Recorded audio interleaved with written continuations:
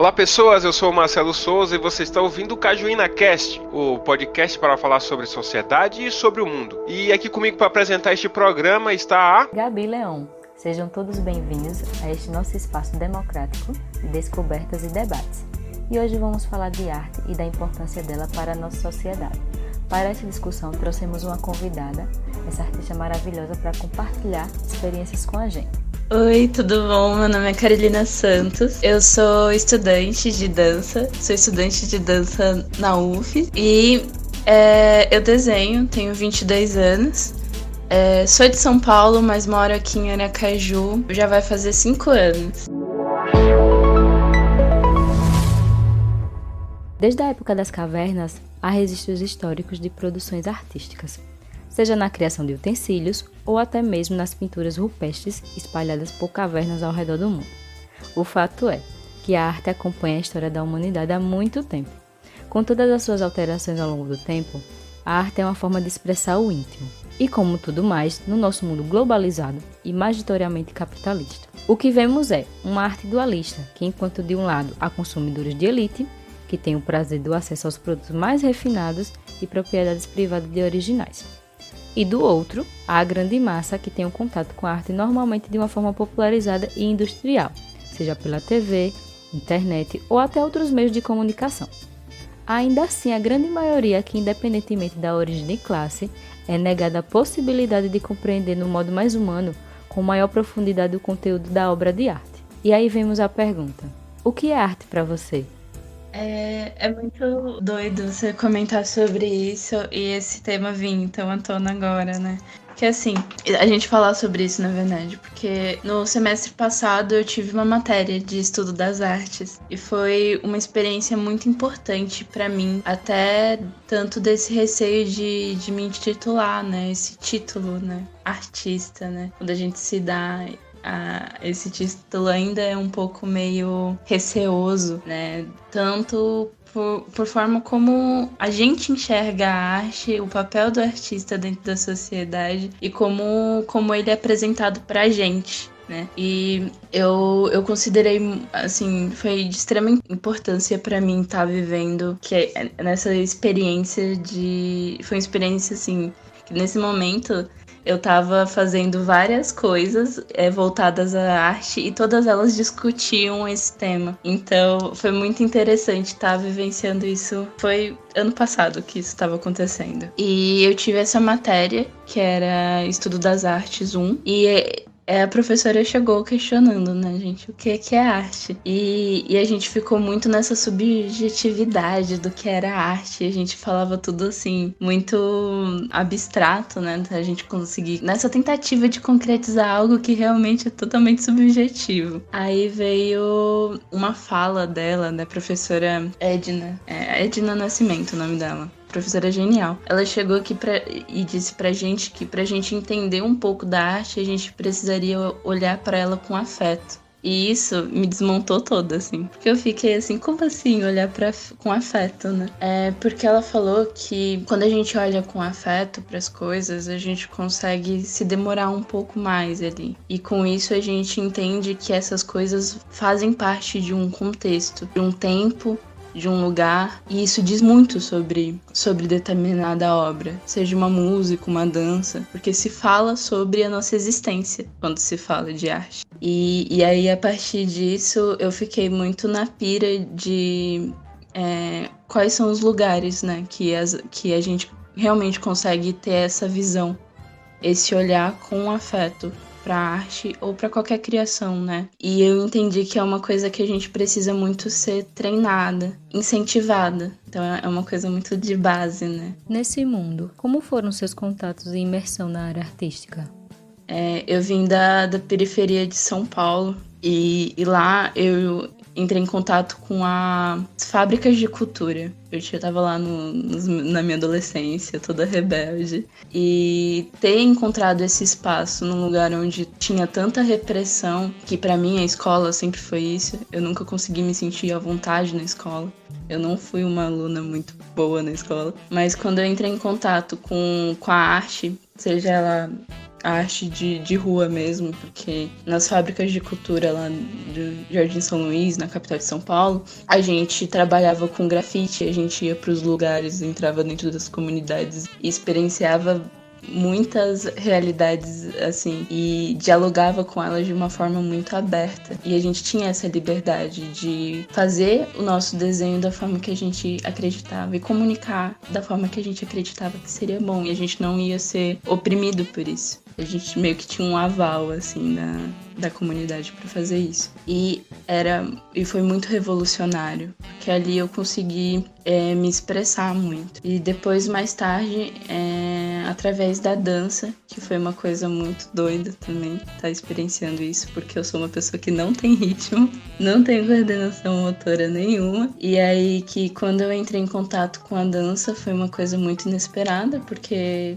eu falei, eu preciso de eu fazer alguma coisa da minha vida. E aí eu passei em dança e falei, vou fazer dança. Mesmo não tendo ritmo nenhum, mas assim, com maior respeito em relação aos profissionais da dança e tudo mais. Só que pra mim, pra um corpo que não dançava, ter experienciado a dança me desbloqueou coisas muito além do que eu imaginava. Então, assim, além de conseguir a expressão através do papel, eu consegui transmutar mais ainda. Foi como se eu desbloqueasse uma parte de mim, onde me levasse a expressar ainda mais. Descobri que o meu corpo era capaz de ocupar espaços e isso significava alguma coisa. E logo aquela frase, né? O corpo é extremamente político e a sua voz é política. Toda forma de expressão é política.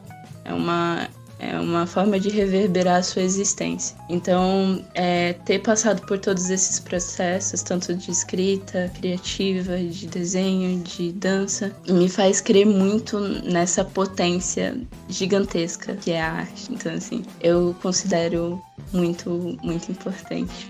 É uma forma de tu se colocar no mundo como um sujeito político. E é interessante pensar na arte, e isso é uma questão que tem voltado bastante, principalmente nos últimos tempos, né? Nos tempos complicados que a gente vem vivendo no Brasil atualmente. A arte, ela tem algumas funções e ela vem ganhando umas funções novas ao longo do tempo, né? A arte passa por funções como a exaltação do belo, como acho que na Idade Média ou até antes disso, que tinha que fazer sempre esculturas e imagens maravilhosas. Isso sem resumir a arte necessariamente a expressão artes plásticas, né? Mas é uma expressão artística que estava muito presente na Idade Média. Então, primordialmente era aquela questão de fazer o bonito, fazer o belo, o perfeito, tanto na história grega, por exemplo, e tantas outras. Até voltando mais na questão da transmissão de histórias e conhecimentos, por exemplo. Quando a gente usa o teatro, por exemplo, para passar ensinamentos, ou até histórias infantis, ou histórias no geral, piadas, para poder passar lições de moral e histórias. E aí vem também depois a arte como algo religioso, como uma ligação do homem com Deus. Então a arte, ela passa por 300 funções, né? Milhares de funções ao longo da história. E recentemente a gente tem visto com uma força muito maior, não que, sei lá, na Idade Média isso já não tivesse, porque a gente vê em obras do Shakespeare, por exemplo, que tem um caráter muito político dentro da obra artística do Shakespeare, né? Ou de tantos outros artistas. Mas nesse momento, principalmente crítico no Brasil, a gente vem tendo essa arte como uma expressão política do ser, como uma manifestação política no território da crítica, de criticar o que está sendo imposto, de criticar os poderes e etc. Como é que tu vê essas funções da arte? Tu acha que é possível fazer uma arte genuína sendo política? É possível separar a política da arte? Eu acho que não. Eu acho que a gente tem muita mania de concretizar as coisas. E a arte, ela é uma coisa realmente muito subjetiva. E é uma expressão. Costumo dizer assim que a arte, ela é muita coisa. Isso é um fato. E uma coisa que, se é pra ela ter uma função, a função é de tornar a gente menos ignorante. Porque ela tem a capacidade de fazer a gente questionar. Logo, é meio impossível a gente separar a arte da política. porque nós, como ser humano, né, somos seres políticos. A gente tá sempre questionando e reinventando e repensando coisas, por uma necessidade social mesmo, e de sobrevivência. Então, assim, eu acredito que a arte, ela tá o tempo todo acompanhando a gente nesse processo. A arte é uma linguagem humana, estritamente humana. Então, ao longo das nossas necessidades, ela foi se adaptando. Quando a sociedade exerceu, assim, que isso daqui é o belo e isso daqui é o bonito, a arte registrou isso. Então ela veio como um registro e uma forma da gente se comunicar. Não é uma coisa separada da gente, eu acredito. É uma expressão que a gente desenvolveu junto, conforme a gente foi crescendo. É isso, eu acredito que é mais como uma extensão, assim. É uma forma que a gente encontrou de mostrar para o outro. Mesmo que esse outro seja só nós mesmos. Mas é isso. Então, Carol, o que é que você acha assim sobre a arte agora na quarentena? Como ela tem ajudado as pessoas a tornar um mundo mais tolerável, tipo, consumindo a arte através de livros, música? Eu tava até vendo um tempo desse que o pessoal começou a fazer umas pinturas, né, no quarto, na sala, com fita e fazendo uns triângulos coloridos. Conta aí pra gente o que é que você acha. Se tornou um mundo mais tolerável, tipo, as pessoas começaram a criar coisas pra distrair, né? Pra distrair agora nessa quarentena. É uma forma de obra de arte, né? Queira quer não. De tudo, né? Eu mesma, semana passada, inventei de pintar uma prateleira de amarelo. E assim, eu acho que é um momento propício, né? Pra gente conseguir olhar mais pra isso mesmo. Mas a gente vê muito a arte como um consumo mesmo, né? E tudo bem também. Eu acho que não tá errado. Afinal de contas, o artista, ele também precisa comer, né? Então, a gente precisa pagar as contas e tudo mais. Eu acho que é bom até a gente tá nesse período de voltar pra esse negócio de ter um momento pra você mesmo, e nesse momento em que você tem pra você consegue se expressar de alguma forma. Assim, eu tô vendo gente que tá fazendo o clube do livro, tá consumindo mais literatura. Gente que já conseguiu zerar, assim, o catálogo da Netflix, né? E eu acho que isso é muito bom, porque a gente vai conseguir ter um olhar diferente pra isso, né? Pra essas artes. E elas vão estar, eu acho que como sempre estiveram, do nosso lado pra gente conseguir evoluir, assim, passar pelas coisas, né, que são difíceis. Apesar de ser para algumas pessoas uma forma de distração, mas vai ter pessoas que vai se beneficiar, né, desse aprendizado. Vai que começa a pintar aí nas casas afora, né? No caso, já ganha um dinheirinho extra. Ou dependendo de filmes e séries, ela vai acabar consumindo conteúdo e vai acabar aprendendo alguma coisa ou até se dedicar. Eu tava vendo, teve um post que eu vi no Instagram que falava assim, que o seu hobby, ele só é um hobby porque você ainda não conseguiu monetizar ele. Quando você conseguir tornar o seu hobby algo que você ganha dinheiro, aí ele deixa de ser hobby e passa a ser algo que você tá monetizando, né? A minha mãe, ela é feiteira. Antes, ela só fazia bolo pra família. Agora a gente tem uma empresa. E é assim, né?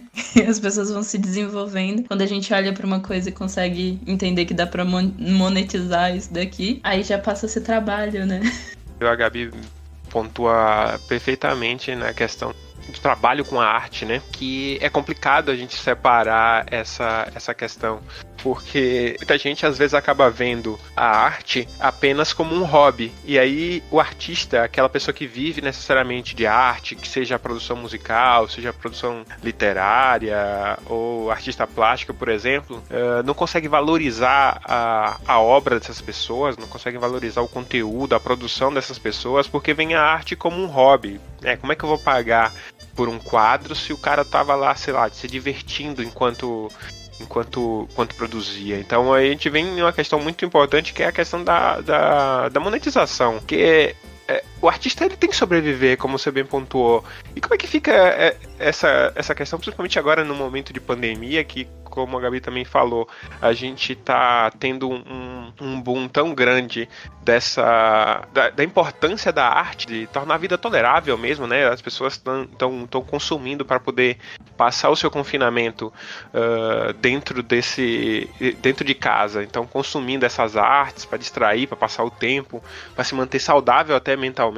E como é que fica a valorização desse artista? Porque às vezes eu não quero pagar para criar um logotipo, uma pessoa para criar o logotipo da minha empresa, por exemplo, um artista plástico, um designer, por exemplo, porque o meu sobrinho faz algo com 5 minutos. Aí não considera a qualidade dessa arte. Então, pegar e transformar, né? Como você coloca a questão do transformar um hobby em arte, acaba que as pessoas não valorizam isso porque tu tá se divertindo enquanto faz, né? Isso é algo bem complicado de se ponderar, digamos assim. É uma ideia meio problemática, né? A nossa sociedade é um pouquinho problemática, né?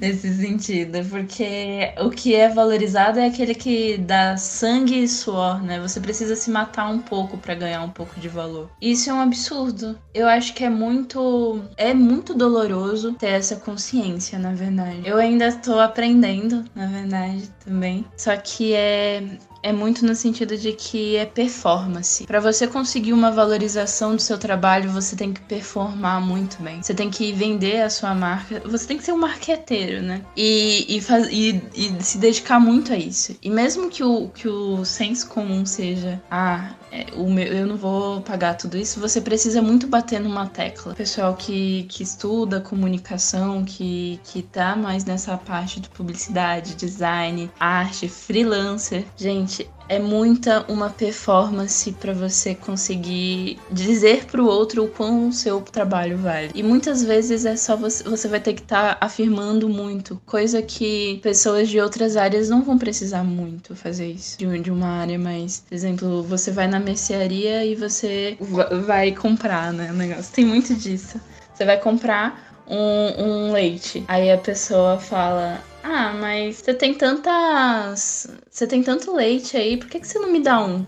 Você tem vários, por que você não vai me dar um, né? Pessoas não chegam numa mercearia pra fazer isso, mas quando você vai pedir pra um artista fazer um desenho seu, você fala: você desenha tanto, né? Por que você não dá um desenho seu pra mim, assim? Você tem tantos. É muito complicado, aí você tem que ter toda uma estrutura psicológica de afirmação do seu trabalho, do seu projeto, pra dizer: olha, isso daqui é o meu trabalho e ele vale tanto. E muitas das vezes as pessoas se ofendem com isso. E assim, é um crime você ter tanta autoconfiança. Principalmente sendo artista. Nossa, é um abuso. Geralmente as pessoas que se ofendem são pessoas próximas, né?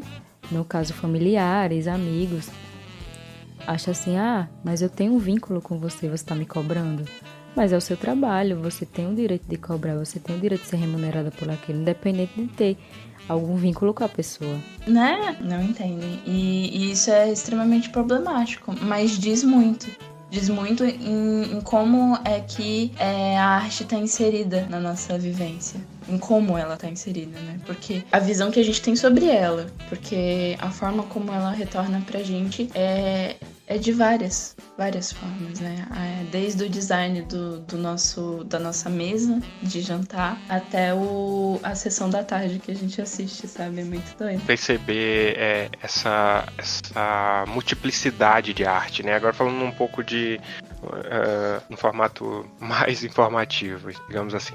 É louco entender a arte como essa pluralidade, né? A gente atualmente tem, academicamente falando, 7 tipos de arte consolidadas, digamos assim, né? Vou listar elas aqui: a arquitetura, a escultura, a pintura, música, poesia, dança e cinema. Então, alguns acadêmicos mais recentes ainda colocam a arte, mais 3 itens aí como manifestações artísticas, mas não há um consenso acadêmico sobre isso, porque vem esses outros itens como mistura dos outros 7 antecessores, que aí entraria o videogame, os quadrinhos, a revista em quadrinhos no geral, e a fotografia, né?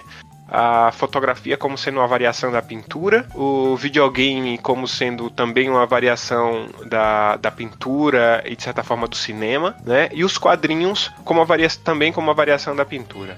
O Lindsay tá aqui querendo participar também, não sei se vocês ouviram, mas é a minha gatinha que tá aqui pedindo carinho. Então a gente tem essas manifestações culturais, artísticas, por exemplo, e a gente acaba colocando a arte em caixinhas, parece que é algo muito específico, né? Algo muito limitado, então parece que tem um limite específico, né?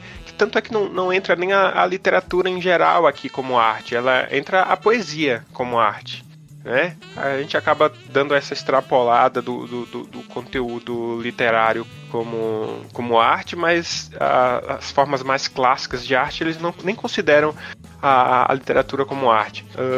Mas na vida, no geral, ela funciona muito assim, as coisas não estão muito bem de caixinhas pré-definidas, com começo, meio e fim, até que ponto isso é poesia, até que ponto isso é literatura, até que ponto isso é música.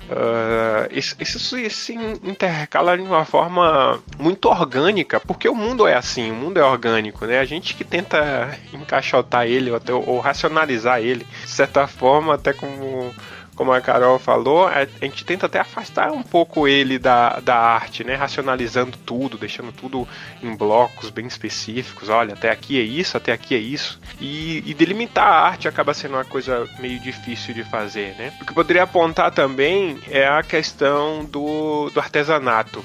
A diferença entre o artesanato e a arte, né? Que em conceitos gerais, se a gente pudesse fazer uma classificação entre eles, a arte é tudo aquela manifestação única. Então, tudo que tu faz uma vez, consegue produzir de uma vez de forma única. É um quadro que tu consegue fazer, é uma peça que tu consegue exibir. Cada vez que tu exibe é uma arte de forma específica, né?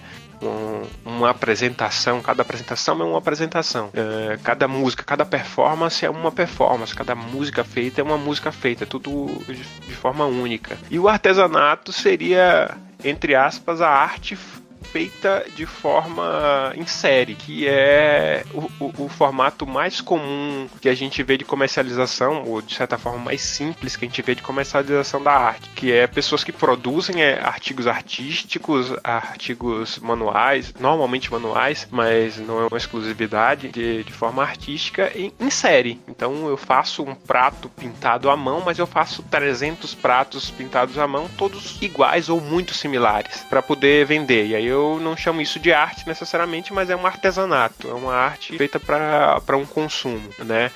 E isso, de novo, volta para aquela questão que a gente estava falando, da dificuldade que é de tu colocar preço, de tu quantificar o processo artístico, de tu dar valor necessariamente a essa arte, né? Isso se torna ainda mais delicado quando a gente fala vê, por exemplo, que não necessariamente a arte precisa ter uma função. Quando a gente coloca isso, fica ainda mais complicado, porque não necessariamente a arte precisa ter uma função. Às vezes só o fato dela existir ali. Você tem um quadro, mas você nem gosta muito dele, ele nem é bonito, ele não tá na estética do belo, do ser mostrado. Ele te provoca coisas. E como é que você vai comercializar isso, né? Uma coisa que não tem uma função. E a arte, ela não necessariamente precisa de uma função. Por exemplo, você pode fazer um artesanato, né? Como você comentou, comercializar ele de alguma forma, mas ter determinados objetos ou formas de arte que elas não têm função nenhuma, a não ser aquela de estar ali existindo e provocar algum questionamento. E aí se questiona ainda mais nessa de tentar enquadrar em rótulos, em caixas, qual é a função disso, né? E às vezes não tem função nenhuma,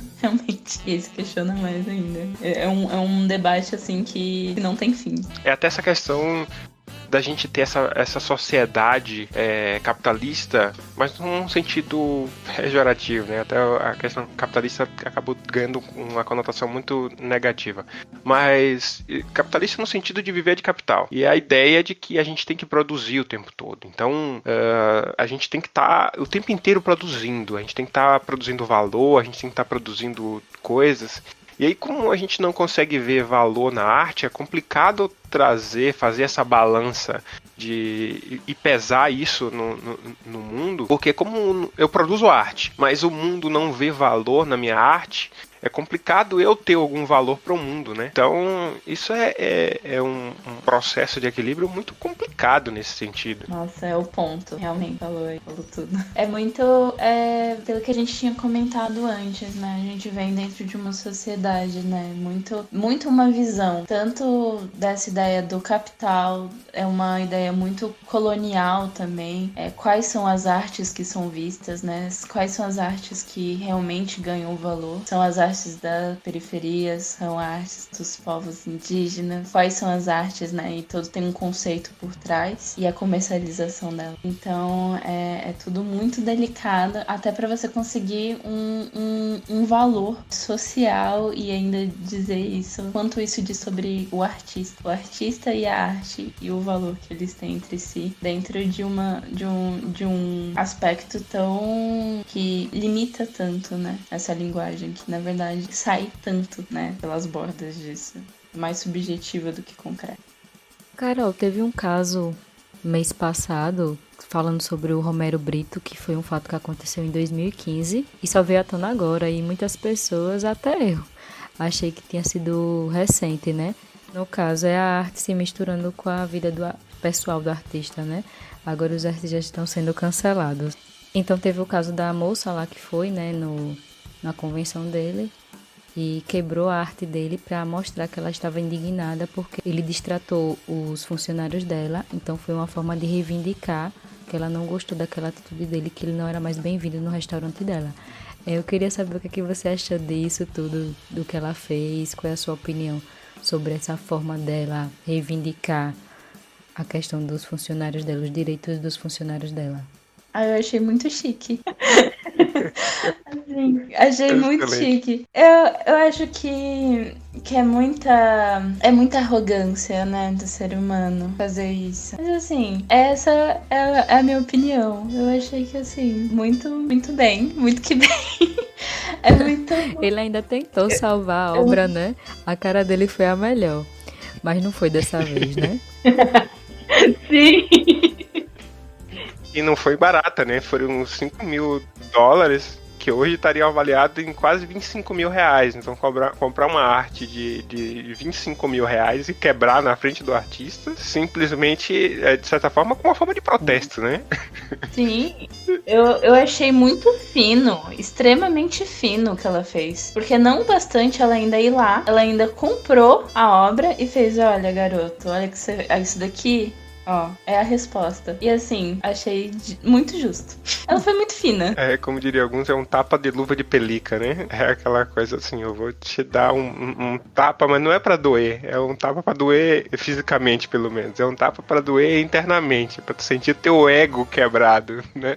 Essa política do cancelamento, ela é bem problemática também, né? Mas eu acho que é uma reação meio em cardume, né? É tipo, todo mundo vai lá e cancela uma pessoa. Essa pessoa é cancelada. Mas aí depois a pessoa se esquece rápido também do processo. É uma coisa muito doida, né? E é tão novo. Eu fico também pensando o quanto isso vai reverberar. A gente tá falando de internet, de arte digital, de pandemia. Tudo isso que a gente tá vivendo agora, a gente ainda não conseguiu digerir. Então, tipo, daqui uns 10 anos a gente vai falar sobre isso com as consequências desse processo. E aí a gente vai falar, nossa, você lembra naquela época que a gente tava cancelando todo mundo? Que época doida, né? A gente tava de quarentena também, né? Que época doida. E aí eu tava até comentando com uma amiga que a gente super acha, assim, as teorias, né? As teorias da conspiração. A gente achando que quais são os movimentos artísticos que vão vir com a pandemia? Que tipo de artista, né? Quais são os artistas que vão vir? Do que se fala? A gente tá falando muito sobre autoconhecimento, isolamento dentro desse aspecto aí do isolamento. A gente fala muito de ansiedade, de depressão, as pessoas estão sendo obrigadas a se conhecer mais e lidar com o vazio. E a arte, ela fala do vazio faz muito tempo, tanto na música, com a importância do silêncio na música, com a pausa do silêncio, e como com o reconhecimento de que o silêncio também é música, e com o trabalho, né, do vazio, né, se fala muito no vazio, e a gente tá encarando muito isso de frente. Aí eu tô bem curiosa pra saber qual é o movimento artístico que vai sair disso. Então, Carol, só voltando aqui rapidinho a questão do Romero Brito, né? O quanto a falha do caráter do artista invalida a obra que ele produziu, no caso, o que é que você acha sobre isso? Muda alguma questão de opinião sobre aquele artista? Você continua não julgando ele porque ele fez certo tipo de coisa?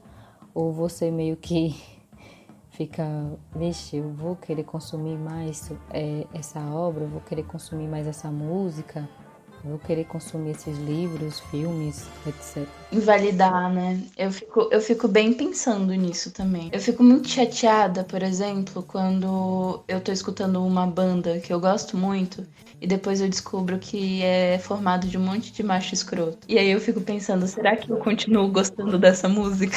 Tem um artista que eu gosto muito. No caso, ele é cantor. Eu sou eclética, né? Eu curto de tudo um pouco. No caso, ele tem a opinião política dele, já comentaram comigo, e eu já vi também que ele é a favor de um certo lado da política, né? Que não é a minha. Só que eu gosto dele como artista, entendeu? Independente da opinião dele, eu gosto dele como artista porque até o momento não afetou, assim, ao meu ver, nada, entendeu? Eu não vi nenhum comentário assim que eu disse assim, não vou curtir mais ele porque realmente esse comentário dele não me agradou, não gostei. E também se a gente for pensar nessa forma de, fulano gosta de certo político, fulano é do tal lado, a gente vai ficar de mal de todo mundo, ninguém vai viver mais, vai viver... As pessoas já andam brigando por conta de outras coisas. Imagina, eu tenho amigos que são a favor, desafavor e tá tudo aí. A gente tem que saber viver, respeitar a opinião do outro, né? É isso que a gente tem que fazer hoje em dia. É verdade.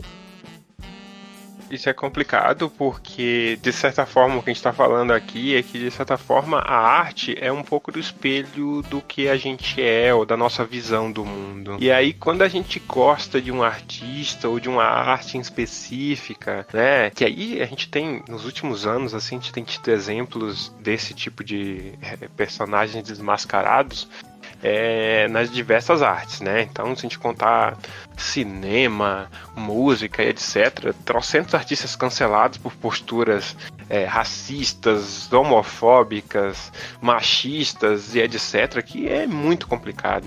E aí a gente vê se a obra, de certa forma, é um retrato daquela pessoa naquele momento, né?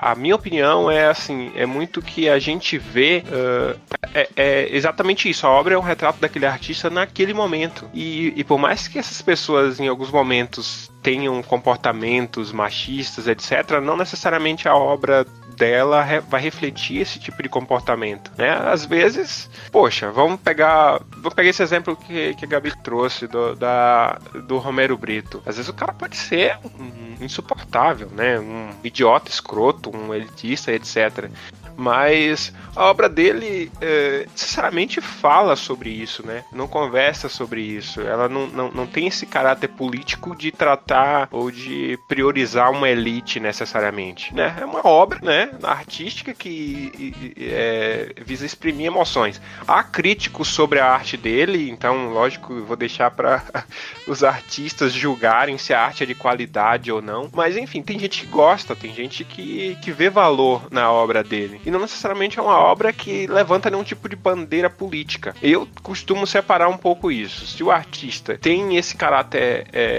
político de trazer um posicionamento claro, né? E aí, quando esse posicionamento é necessariamente em favor de uma maioria ou em detrimento de uma minoria, por exemplo, isso eu acho complicado, né? Então, tu usar a tua arte para ofender, para humilhar, para diminuir um grupo em específico, eu acho que acaba sendo um pouco mais complicado. Mas quando a arte não necessariamente está associada a isso, é bem complicado. É sempre um assunto cascudo para se falar, né? Eu fico muito naquele. Separar o artista da obra? Sim, mas depende. A gente fica assim, é uma linha tênue, né? Entre a política do cancelamento e o passar pano. E aí a gente fica tentando se equilibrar naquilo de dizer, gente, mas existe um contexto. Mas é complicado.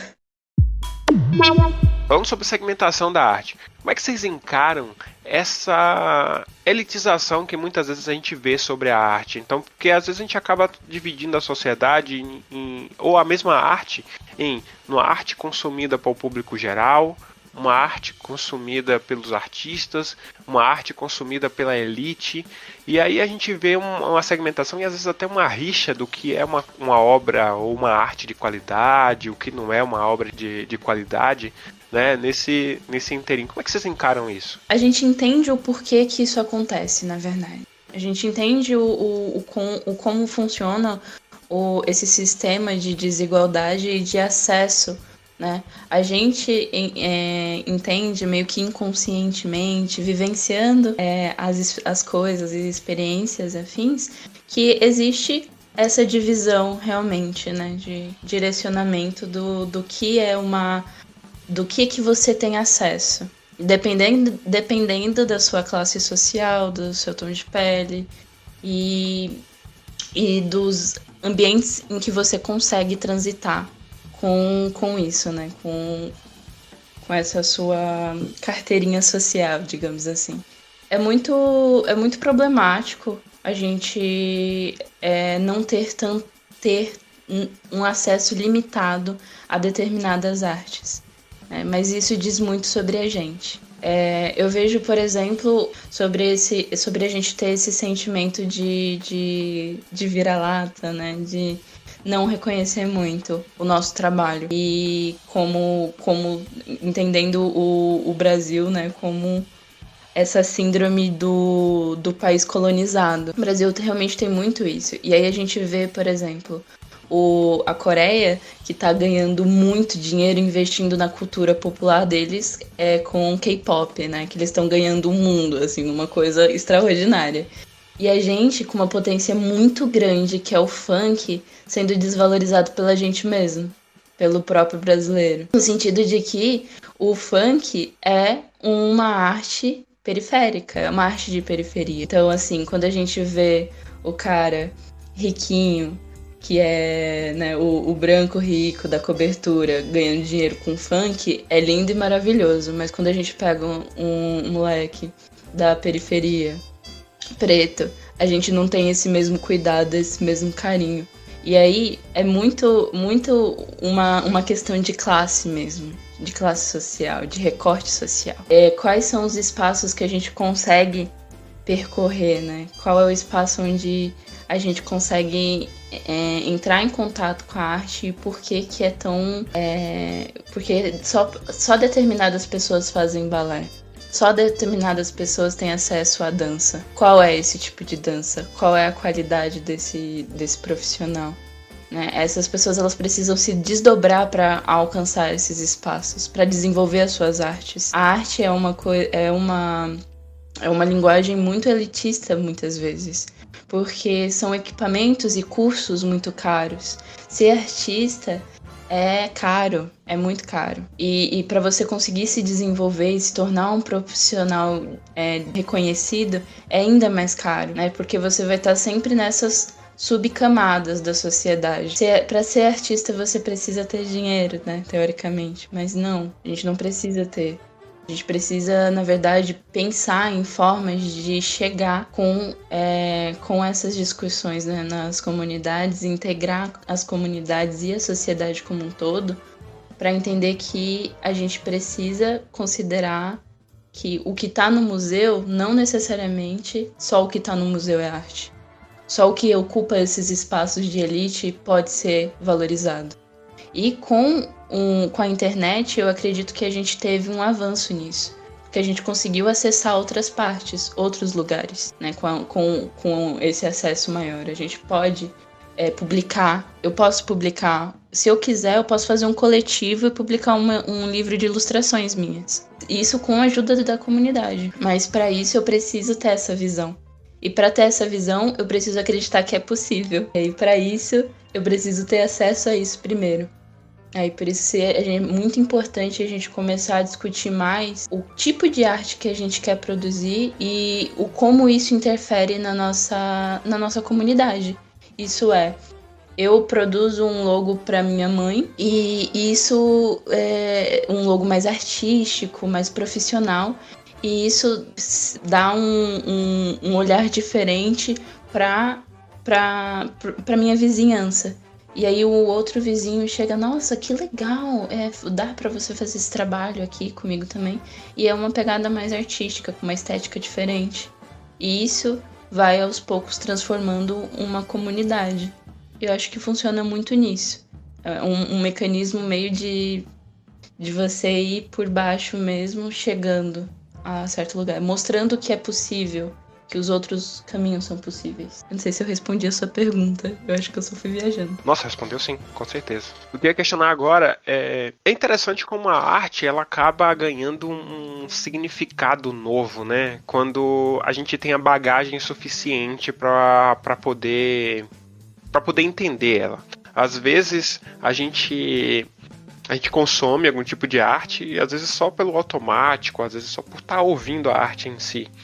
Mas quando a gente tem, até por questões democráticas, como você estava falando, a gente tem acesso a muito mais conteúdo hoje em dia. Mas aí quando a gente fala de uma arte específica, por exemplo, a gente não consegue compreender ela até ter certa bagagem e aí entender toda a profundidade. Lógico que com entender, eu não estou dizendo que algumas pessoas estão mais aptas a entender uma arte ou a consumir um outro tipo de arte. Mas às vezes até você mesmo, quando você consome uma arte por diversos anos e acaba em algum momento tendo o conhecimento suficiente para poder aprender mais sobre ela. Às vezes começa comigo com uma música. Por exemplo, estou ouvindo uma música, tem uma música que eu gosto há anos, eu ouço, acho ela divertidíssima e acho maravilhosa. E de um determinado momento eu consigo entender toda a intenção do autor ali quando ele fez aquela música. Eu ouço uma vez uma música que eu já ouço há 30 anos e aí do nada eu consigo captar aquela coisa, nossa, como essa música fala sobre isso, como ela fala sobre esse recorte social, sobre esse recorte da sociedade, da realidade, que eu não conseguia compreender antes. Eu até achava valor nela, ouvia ela, gostava, tinha um apreço pela música, mas certos conhecimentos que eu adquiri depois de determinadas vivências, me fez eu entrar em mais camadas da música. Às vezes a arte tem essa coisa de trazer camadas mais profundas, né? Não sei se vocês sentem um pouco disso. Às vezes tem coisas ali que estão escondidinhas atrás do óbvio, daquela frase que a gente canta, aquela coisa, tem intenções ali que o artista quer passar, que a gente só compreende quando a gente tem uma certa bagagem. Não sei se eu viajei muito, o que é que vocês... Sim, não, concordo total com o que você falou. A gente tem, parece que quanto mais a gente gosta de determinada estrutura, de determinada linguagem, quando a gente se aprofunda um pouco mais, olha com mais cuidado para aquilo, tem a curiosidade de descobrir mais, a gente acaba contextualizando ela, entendendo que ela faz parte de um contexto e esse contexto diz muito. Então acaba acrescentando mais naquele entendimento, sabe? Por exemplo, quando você assiste um filme e que você gosta muito daquele filme, você assistiu assim, por lazer, e aí você falou, nossa, que demais, adorei esse filme. Aí você vai fazer um curso de cinema qualquer, assim, básico. E aí cita esse filme. Só que você começa a ter noções de cinema. Noções básicas de profundidade, de paleta de cores, de câmera, não sei o quê. O quanto essas coisas significam algo. E aí você começa a reparar isso no filme. Você vai assistir esse filme de novo com outro pensamento. Vai vir como um link daquilo que você estudou. E aí você começa a ter, nossa, é verdade, agora eu entendo. E dá aquele boom, né, no cérebro, aquela sensação gostosa de tipo, putz, agora eu entendi. É bem isso. E o quanto isso tu acha que... Vocês acham que necessariamente quanto isso às vezes é importante para poder consumir a arte, né? Porque a gente, todas as esferas de camadas sociais, como você mesmo colocou, hoje em dia com a internet às vezes acaba tendo acesso a maior quantidade de conteúdos artísticos, por exemplo, e a gente acaba às vezes consumindo essa arte de uma forma muito automática, muito, eu diria que leviana, né? Acaba consumindo apenas por consumir. E também, de novo, não há nada errado nisso, né? A gente às vezes quer só desligar o cérebro, como eu sempre falo, às vezes eu quero ir pro cinema, desligar o cérebro, pego o cérebro, deixo ele na porta e entro pra assistir um filme, me divertir, dar um monte de risada e não tem nenhum problema nisso. Eu acho que se a arte tem uma função é essa, né? Eu acredito fielmente que a arte ela serve muito nesse sentido, né, da gente se tornar menos ignorante em algum nível. Ela vai tá fazendo a gente se questionar, mesmo que seja uma coisa muito pequena. Mas isso inconsciente ou conscientemente transforma a gente. Eu acho que isso é bem legal, bem emblemático. E aí, pessoal, o que é que vocês andam consumindo de arte nessa quarentena? Vocês têm lido muito livro, visto muitas séries, ouvindo muita música? Tem alguma indicação para passar pra gente e até os nossos ouvintes? Então, eu tenho... Nessa quarentena que a gente já tá há 5, 6 meses nessa quarentena, eu tenho mudado ao longo dela, né? Eu acabei começando, mergulhei bastante na Netflix, assisti muita coisa de séries e filmes, etc. Agora eu acabei me voltando um pouco mais para os livros, estou consumindo alguns livros aqui assim, e até festas online, que o pessoal agora tá consumindo festas online pelo Zoom, por outras plataformas. Até isso agora virou moda, eu tô aderindo aí, que acaba sendo uma companhia ali de ouvir músicas diferentes, acaba sendo uma rádio com pessoas ali também, que acaba sendo algo muito interessante. Não sei quanto a vocês. Nossa, festa online? Que legal. Que coisa diferente, né? Legal. O que eu tenho consumido bastante é muita série na Netflix também. Como eu não tô de quarentena, como eu tenho trabalhado bastante, eu consegui um emprego no meio da quarentena. E eu acabei não tendo mais tanto tempo pra leitura e pra essas outras partes que demandam mais tempo. Mas essa coisa que é mais automática, né? Eu tô consumindo bastante filme, bastante série. Muita animação voltado, assim, aquela animação que tem um fundo mais LGBT. Eu já tô, assim, amando muito, porque é um espaço onde eu já me reconheço mais. E tenho escutado música bastante também. E eu consumo muito ilustração digital pelo Instagram. Eu sigo muitos perfis de pessoas que estão produzindo muita arte digital e não digital também, mas que estão divulgando muito no Instagram. E isso tem sido muito legal.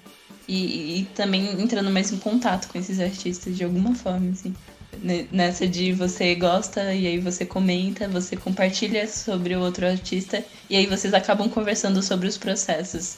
Tá sendo bem interessante. Carol, você pode deixar o seu arroba, o seu contato para as pessoas tentarem entrar em contato com você. A gente vai deixar aqui na descrição do podcast, mas você pode falar para o pessoal já começar a segui-la nas redes sociais, ter acesso ao seu conteúdo. Certo.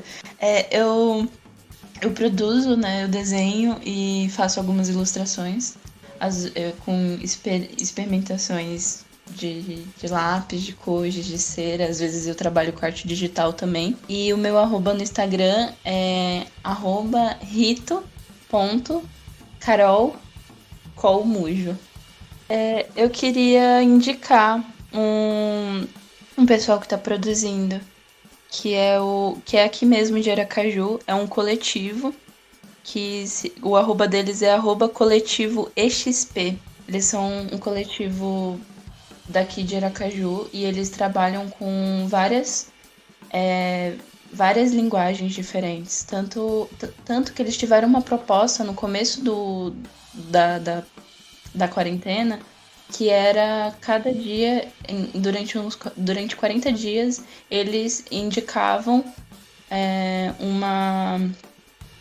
um tema. E aí você podia fazer qualquer coisa relacionada a esse tema. Desde um vídeo, desde uma poesia, fazer uma música. Qualquer coisa relacionada à arte você podia fazer relacionada ao tema, né? E aí eles lançaram essa tag, que se eu não me engano, é Desafio EXP, e que acabou rendendo uma revista. E assim, o projeto deles é sensacional. Eu fiz algumas oficinas com eles e assim, é muito legal ter esse tipo de produção de arte tão autônoma e tão democrática acontecendo aqui em Aracaju. É muito legal e o pessoal é muito bacana. Dê uma olhada. E você, Gabi, o que é que tem consumido aí nessa quarentena aí o que é que tem consumido de arte durante essa quarentena? Bom, eu sou meio termo, né? Mas eu acho que eu tô mais na questão musical do que qualquer outra coisa. Assim, livros, séries. Livros eu li alguns. Série, assisti também algumas, mas eu tô mais na questão da música, tô ouvindo muita música. Sou bem eclética, né, como eu falei no início, e tô tentando voltar à minha rotina de podcast, né, ouvir alguns podcasts de jornal, outros que eu já ouvia antes, quando eu acordava já ouvia ia me arrumar, ouvia outro tipo de assunto, ia pegar o coletivo, ouvia outro. Tô nessa aí, tô tentando voltar à minha rotina de ouvir podcast novamente. Como a gente agora tá em casa, né? Tipo, o tempo que a gente tinha pra fazer outras coisas, a gente acaba meio que dormindo mais um pouquinho, né? Mas é basicamente isso. Desculpa, não tem muito em relação a isso não, mas é que eu fiquei muito obcecada por uma série que é muito boa, esqueci o nome do negócio, mas é uma chamada King Eve. Muito boa. Tem aquela moça que ela é da Sandra Oh, eu acho, que ela fez Grey's Anatomy. Mas essa série é muito boa, porque ela mexe com vários gêneros dentro da série. E é sobre uma serial killer. Só que tem uma tensão sexual muito grande entre as protagonistas. E você fica, meu Deus. Eu assisti uma também, que tava até um tempo desse primeiro na Netflix. O nome dela é Desejo Sombrio. Ela tem uma pegada mexicana. Ela fala sobre vários assuntos. Fala sobre feminicídio, sobre suicídio, tentativa de suicídio, investigação. Fala sobre traição. Você fica bem, porque cada finalzinho dela você quer saber o que vai acontecer. Aquela série que eles já fazem pra você não deixar eu de lado, adoro. pra você assistir logo e terminar logo. Apesar que são 18 episódios, mas eu terminei assim, no instalar deles. Ela não tem muita pegada mexicana não, mas é uma coisa viciante. Eu fiquei indicando a várias pessoas pra assistir, porque realmente babado a série, viu? Desejo Obscuro. É gigantesca de assistir, mas essa daí tá em uma delas aqui. E o Netflix tá sempre recomendando aqui, né? Porque a série é boa, né, meu filho? Tem que assistir.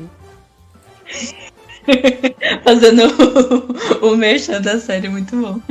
O que eu tô assistindo atualmente, agora eu tô assistindo a segunda temporada, na verdade ontem, voltou a segunda temporada de... Eu sou o cara dos heróis, né? Eu gosto dessas coisas de assistir super-heróis e etc. Eu tô assistindo The Boys, que tem uma pegada de super-heróis no mundo da gente, que tem uma premissa de que fala sobre se os heróis existissem no nosso mundo, assim, e se eles fossem meio que... Sério, assisti a primeira temporada maravilhosa. Voltou ontem a segunda aqui, tá no Amazon Prime. É maravilhosa, assim. Eu tô assistindo a segunda temporada. Ela tem uma crítica sobre a nossa sociedade, assim, camuflada ali debaixo daquele tempero todo ali de heróis, etc, de superpoderes, que é muito legal. E assim, ó, eles têm um humor desconfortável, sabe? Aquele humor assim que às vezes é uma coisa que tu dá risada, aquele risadinho assim, mas tu tipo se sente até meio mal de estar dando risada com isso, porque é muito real, sabe? Se tu tirar um pouquinho do contexto, fala muito sobre a gente. Então eu tô meio fissurado em The Boys atualmente, assim. Voltei a ficar ontem que eu assisti o primeiro episódio da segunda temporada, assim, e é muito bom. Eu assisti a primeira temporada também, eu gostei muito. É realmente muito bom. Porque você pensa assim numa coisa de super-herói, aí você pensa, deve ser um rolê mó escrachado, né? Só que você começa a assistir e, é extremamente real e frio, né? Tanto que esse negócio que você falou sobre o humor dele ser uma coisa bem assim... Tem uma coisa assim muito... meio sombria no final. E aí é muito bom. É muito bom mesmo. Eu gostei também. Eu nem sabia que tinha lançado a segunda já. Lançou ontem, dia 4. Ontem de noite eu já tava assistindo já a segunda temporada. Ontem de tarde saiu e ontem de noite eu já tava assistindo o primeiro episódio. Mas até vou entrar agora no bloco de indicações. E aí a minha indicação vai ser até uma indicação da Netflix que tem um humor bem parecido com isso. E falando em coisas que a gente tá assistindo, que a gente tá vendo esses dias, que tá aproveitando agora a quarentena para assistir, vamos pro bloco de indicações. O que é que vocês indicam necessariamente aí para as pessoas? Vou começar ali com a nossa convidada ali, a Carol. O que é que você tem para indicar pra gente, assim, uma coisa pontual que a gente deve assistir? Essa semana estreou uma série, não, um filme na Netflix, que é Estou Pensando em Acabar com Tudo. Quando eu vi o trailer desse filme, eu fiquei bem me questionando, nossa, esse filme parece aqueles filmes meio paradinho, assim, com aquela cena, sabe, aquela coisa bem... que você vai demorar um pouco pra digerir e tudo mais. E eu fiquei meio receosa pra assistir, mas quando eu assisti... Eu fiquei exatamente dessa forma. Era um filme que realmente é difícil de digerir, mas ele tem tantas linguagens e ele é tão doido que você fica muito repensando certas coisas. Porque os diálogos, eles são muito profundos e eles não têm uma linha de tempo certa. Então, assim, é um filme que você fica assim... ok, é uma moça que vai... lá conhecer os pais do namorado. Só que no meio disso eles têm discussões assim muito profundas sobre poesia, só que isso num diálogo, assim, como a gente tá conversando. Só que o contexto da história é muito doido e o cenário te deixa meio desconfortável algumas vezes. E lá pro meio do fim do filme, eles misturam vários outros gêneros e você fica super confuso. E assim, eu recomendo esse filme porque eu acho que as pessoas precisam pensar sobre ele. Eu inclusive, preciso assistir ele de novo pra procurar entender alguma coisa. Tem uma certa ressaca, né? Acaba impactando tanto na tua vida que tu acaba tendo que refletir sobre ele pra poder seguir a vida normal. Eu particularmente não sou muito fã desse gênero, mas... porque eu realmente gosto de ficar um pouco pagando de louca para as coisas, mas quando isso acontece é até interessante. Eles têm muitas referências e são atores muito bons também. E aí eu fiquei assim, vou ter que rever isso. E aí eu fiquei com vontade de indicar ele, que eu assisti ele ontem e ainda tô digerindo ainda. Então, eu tenho uma indicação do Netflix, assim, tanto, vamos seguir aí a linha da convidada, que indicar algo do Netflix que às vezes está mais acessível para todo mundo. O que eu tenho para indicar, seguindo a linha da convidada aí, é um conteúdo da Netflix. É uma apresentação de stand-up de uma comediante inglesa chamada Hannah Gadsby. O nome do episódio é Nanette. Então, se vocês procurarem na Netflix por Nanette com 2 T's, o episódio tem 1 hora e um pouquinho de um stand-up. É maravilhoso o stand-up. É assim, é um soco no estômago atrás de um soco no estômago, porque tu vai rindo de certas coisas que ela vai te trazendo, a performance dela é maravilhosa, uma comediante. Eu falei que era inglesa, na verdade ela é australiana, tá? E ela traz esse conteúdo, esse texto, assim, muito pungente. Ela é homossexual, então... Só que isso é o texto dela e ao mesmo tempo não é. Então ela vai construindo as coisas na tua cabeça e aí ao mesmo tempo ela vem lá e vem com um questionamento e te põe em dúvida em tudo que você tava rindo, que ela te fez rir há 5 minutos atrás, sabe? É um texto muito poderoso que ela tem, assim, que acaba sendo É maravilhoso, eu acho que vocês têm que assistir. É Nanette, saiu em 2018 ali na Netflix. Nanette com 2 T's. Procurem lá, é um stand-up de 1 hora e um pouquinho, deve ser 1h20 mais ou menos, não lembro exatamente qual é o tempo do episódio, mas vale muito a pena. Tu vai dar risada, tu vai chorar. Eu pessoalmente tive que dar uma pausadinha, assisti um pedaço, parei, eu disse eu não vou conseguir. E aí voltei no outro dia para poder terminar, porque é um pouco reflexivo, ele faz tu pensar sobre certas posturas que tu tem na vida, mas é uma realidade muito verdadeira, então, e o texto que ela traz também é muito verdadeiro. Então, da australiana Hannah Gadsby, não sei se pronuncia assim, eu não sou muito bom no inglês, mas o conteúdo é de 2018, mas está muito atual e é maravilhoso. Nanette na Netflix. E você, Gabi, agora diga aí, o que é que você tem para indicar pra gente aí, pra gente assistir durante esse tempo ocioso na quarentena? Sim, tem um filme, sim, também é da Netflix, o nome do filme é Power. Quando eu assisti ele, assim que eu vi o enredo do filme, né, ele me lembrou muito Super Choque, porque naquela questão de mutação, né?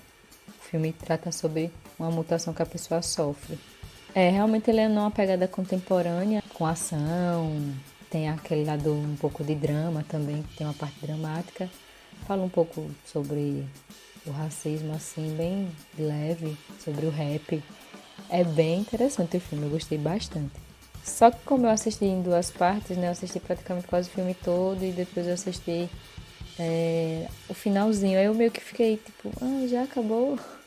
Aí eu acho que eu vou reassistir pra eu ter a emoção de novo do filme inteiro, entendeu? Pra eu tentar entender outras coisas que possa ser que eu não prestei atenção na hora. É um filme bem contemporâneo, é um filme fala sobre contextos bem sociais, mas tem também muita ação, é um filme bem divertido. A Power vale muito a pena. Tem a participação até do nosso ator, né, brasileiro aqui, o Rodrigo Santoro, que faz um dos personagens, um dos antagonistas, bem legal. Sim, tem ele mesmo no filme, né, Rodrigo Santoro. É isso? Então, vamos finalizando, vamos ficando por aqui. Espero que vocês tenham gostado do episódio. Espero que tenham gostado da nossa estreia aqui do Cajuína Cast. Muito obrigado de novo a Carol aqui por ter passado esse tempo, batido esse papo, essa conversa com a gente. Esperamos que você volte outras vezes aí para falar sobre arte, sobre outros assuntos também. Foi muito bacana o assunto, tá? Muito bacana esse nosso papo. E fique à vontade para sempre que quiser voltar. Pessoal, siga a gente no Instagram, tá? É @cajuinad, para ficarem a par dos novos episódios. Carol, quer comentar alguma coisa? Quero agradecer, foi muito divertido. Eu gostei bastante da conversa. Obrigada a você por ter dado essa oportunidade a gente. Um cheiro a todos. Tchau.